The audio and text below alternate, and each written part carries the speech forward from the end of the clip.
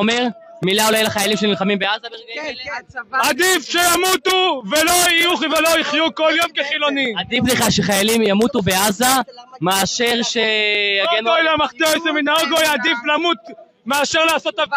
אתה מעדיף את חמאס יותר מממשלת ישראל? כן, עדיף. חמאס עדיף לך גוי למחתרת סמינרגו עדיף מדינה של ערבים מאשר מדינה שנקראת יהודים, כן.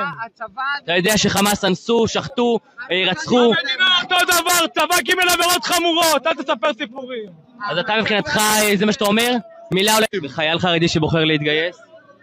יש לי 19 ילדים, יש לי קרוב ל-200 נכדים.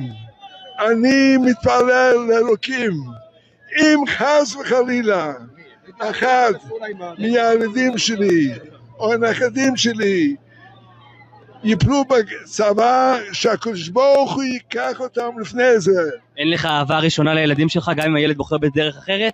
יש לי אהבה, אני אומר כל יום שמע ישראל, ואני אומר ואהבת את אדוני